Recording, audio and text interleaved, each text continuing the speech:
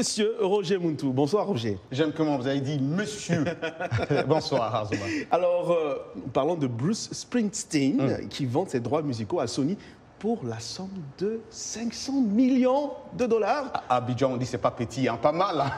Wow. Le boss Bruce Springsteen a cédé ses droits musicaux à Sony pour un demi-milliard de dollars selon la presse. Hein. Dernière transaction en date chez les rockstars planétaires prise depuis 2020. Une frénésie de vente hein, de leur catalogue. Selon une information non confirmée du magazine spécialisé Billboard et du New York Times, la vente pour quelques 500 millions de dollars montant possiblement en record hein, comprend le catalogue de musique enregistrée du chanteur et son œuvre d'auteur-compositeur, y compris hein, le célébrissime single Born in the USA vendu à près de 30 millions d'exemplaires. Le boss, hein, 72 ans, immensement populaire ici aux États-Unis et à l'étranger, a vendu plus de 150 millions de disques en un demi-siècle et est resté fidèle au label Columbia Records dans la région de la multinationale japonaise Sony. Je sais que Arzuma, 500 millions de dollars, c'est pas... C'est une grosse somme. Hein. Alors Roger, la réalisatrice Aïssa Maïga était votre invitée cette semaine. Oui, l'actrice comédienne est maintenant devenue réalisatrice. Aïssa Maïga a été notre invitée, c'est vrai, pour parler de son premier film Marcher sur l'eau qui a été tourné dans le nord du Niger entre 2018 et 2020 et raconte l'histoire hein, du village de Tatiste, victime du réchauffement climatique qui se bat pour avoir accès à l'eau pour la construction d'un forage.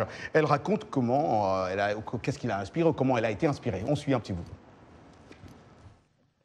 D'abord, c'est le sort des populations Peul-Wodabé, qui pour moi est emblématique de ce que vivent les habitants du Sahel, de cette région d'Afrique de l'Ouest, qui n'est pas une région qui émet beaucoup de gaz à effet de serre, mais qui subit de plein fouet le réchauffement climatique dû à la pollution engendrée par les pays industrialisés. Et en fait, ce dont on parle beaucoup, le réchauffement climatique, l'accès aux ressources propres, est un peu abstrait dans certaines régions du monde. Moi, j'habite à Paris, j'ai grandi en France. Et c'est vrai que quand on est au cœur du Sahel, dans cette région de l'Azawad, on se rend compte que ça se pose déjà et dans le quotidien des habitants.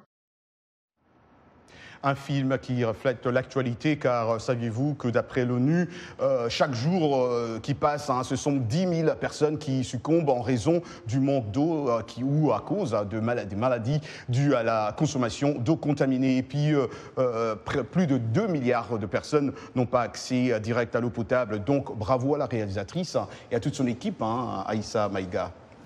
Roger, la rumba congolaise au patrimoine immatériel de l'UNESCO. Une fierté pour vous? Une fierté non seulement pour Roger Muntu, mais pour toute l'Afrique en tout cas. Et surtout une fierté de deux côtés hein, du fleuve, à ce projet commun de la République démocratique du Congo et de la République du Congo qui se sont battus hein, pour que ce style de musique très important dans la vie des Congolais ne disparaisse. Le musicien Luciana de Mingongo, un ancien de Viva la Musica de Papa Wemba, n'a pas hésité hein, de nous dire combien il est content, combien il est très très content. Et d'ailleurs, il nous a parlé aussi de sa nouvelle chanson en mémoire du Kourou Yaka. Suivons un petit bout.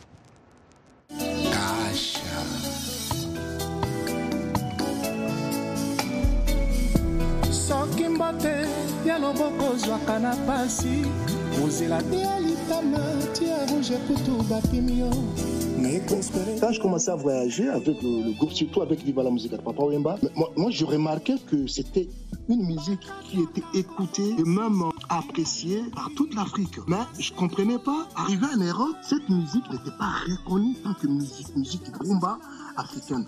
Et quand je vois dans des FNAC, machin, là, on vendait des disques à l'époque, je voyais nos albums, nos CD n'étaient pas marqués là où c'était, parce que tu vois la salsa, le rock, machin, et notre musique c'était la musique du monde, on mettait comme du folk, musique folklorique. Voilà, c'était pas casé vraiment comme la rumba. Et je comprenais pas pourquoi. C'est au fur et à mesure que je commence à dire, bon, notre rumba n'était pas reconnue. Oui. Mais après, la rumba du Cuba était reconnue, mais pas la nôtre. Il était temps parce que c'était la musique la plus vendue. Aïe, aïe, aïe. Aïe, aïe, aïe. Mais vraiment, écoutez, vous pouvez suivre l'intégralité de notre interview sur notre site, www.voafrique.com. Voilà, la rumba. C'est exactement ça. Roger, vous savez qui d'autre aime la rumba? C'est Salwa Jafari. Et qui est devenu notre chef, notre patron de la division africaine. En tout cas, on a félicitations à Salwa Jafari, à qui on profite en tout cas pour dire merci pour tout. Hein. Ça marche. Ouais. Et Roger, on parle de rumba congolaise, mais il y a aussi le Tchéboujen. Ah, le Tchéboujen, ça. Qui est aussi rentré au patrimoine immatériel Abdourahmane doit être content. de l'humanité. Et justement, on en parle.